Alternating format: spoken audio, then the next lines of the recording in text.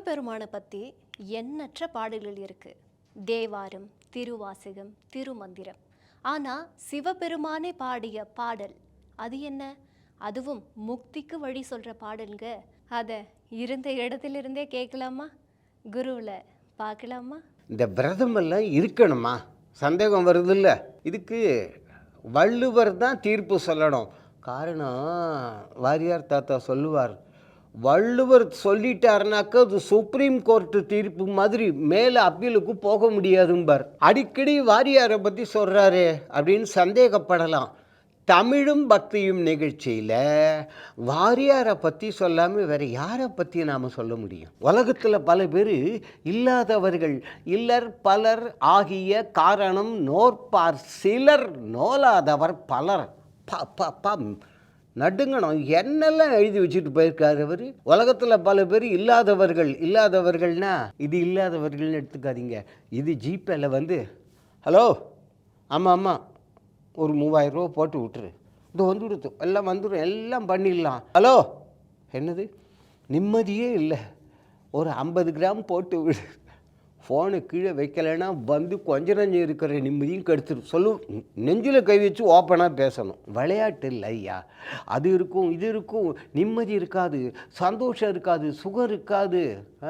வீட்டுக்குள்ளே எல்லாத்துக்கும் மேலே ஒற்றுமை என்பது இருக்கவே இருக்காது. அதுதான் இலர். இப்படி இல்லாதவர்கள் பல பேர் இலர் பலர் ஆகிய காரணம் இப்படி ஏன் இருக்குதுன்னாக்க நோற்பார் சிலர். ஒரு நாள் கிழமைனா இப்படிப்பட்ட இதில் நோன்பு நோற்பது, அதாவது விரதம் இருப்பது சிலர், அதனால அவங்க நல்லா இருக்காங்க. நோலாதவர் பலர் வள்ளுவர் சொல்லி வச்சிருக்காரு. இப்போ தெரியுதா? முருகப்பெருமான் அவதாரம் பண்ணியிருக்கார். இந்த கிருத்திகை விரதம் யாரோ நானோ நீங்களோ யாரோ சொன்னதில்லை. ஆதியும் அந்தமும் இல்லாத அரும் பெரும் ஜோதி அப்படின்னு சொல்கிறோமே, அந்த சிவபெருமானே சொன்னது. 10,345 பாடல்களா கந்த புராணம் சொல்கிறோமே, அங்கே வருது. முருகப்பெருமானுக்கு முதல்ல பால் கொடுத்தது அந்த 6 குழந்தைகளுக்கும் கார்த்திகை பெண்கள், அந்த 6 பேர்களும் கொடுத்தார்கள். அதுக்கப்புறம் கொஞ்ச நாளையாச்சு சிவபெருமானும் பார்வதியும் குழந்தையை பார்க்கிறார்கள். கார்த்திகை பெண்களும் இந்த நிற்கிறாங்க. சிவபெருமான் அப்படி ஒரு பார்வை பார்க்கிறார். 6 கார்த்திகை பெண்களும் வரிசையாக இருக்கிறார்கள். பார்த்த உடனே இந்த 6 பேரும் சிவபெருமானுக்கு நமஸ்காரம் செய்கிறார்கள். அப்போ சிவபெருமான் சொன்னது, இந்த கந்தன் ஞாபகம் வச்சுக்கோங்க, ஸ்கந்தன்கிற சமஸ்கிருத சொல்லுக்கும் தமிழில் கந்தன்கிற சொல்லுக்குமே ஒன்றுபடுத்தப்பட்டவன் கையால் எடுத்தணைந்து கந்தன் என பேர் புனைந்து பழந்தமிழ் நூல்கள் சொல்கின்றனவே. நம்மை ஒன்றுபடுத்துபவன் அந்த கந்தனை நீங்கள் போற்றி அவனுக்கு பாலுமுதம் கொடுத்ததுனால, அம்மா குழந்தைகளா, உங்கள் நாளில் யார் யார் விரதம் இருக்கிறார்களோ அவர்களுக்கு உண்டான குறைகளை முடித்து மீண்டும் பிறவாத நெறியான அந்த முக்தி நெறியையும் யாம் அளிப்போம் அப்படின்னு சிவபெருமான் வாக்கு கொடுத்துருக்கார். பாடலையே பார்த்துடலாம் வாங்கோ.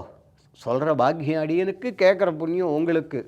கந்தன் தன்னை நீர் போற்றிய கடனால் இவன் உங்கள் மைந்தன் எனும் பெயராகுக மகிழ்வால் எவரேனும். யாராக இருந்தாலும் சரி, இந்த விரதம் இருப்பவர்கள் தம் தம் குறை முடித்து நுந்தம் பகலிடை இன்னவன் நோந்தாள் வழிபடுவோர். இந்த கிருத்திகை விரதம் இருக்கிறவர்கள் அந்த பகலில் என்னென்ன பண்ணணும், இப்படி தூங்கக்கூடாது, அது எது பண்ணணும்னு பார்த்துருக்கோம். நுந்தம் பகலிடை இன்னவன் நோந்தாள் வழிபடுவோர். அப்படி கிருத்திகை விரதம் இருக்கக்கூடியவர்களுக்கு தம் தம் குறை முடித்து, என்னென்ன குறை இருக்கோ அது எல்லாத்தையும் முடித்து பரந்தனை நல்குவம் என்றான், முக்தியையே அளிப்போம் என்று அங்கு சிவபெருமானே சொல்லியிருக்கிறார். ஆகவே நமது குறைகளை தீர்த்து நல்லவைகளை அருளக்கூடிய ஒரு விரதம் ஆரம்பித்து நாம் இதை செயல்படுத்துவோம். நாமும் நலம் பெறுவோம், நாடும் நலம் பெறும்.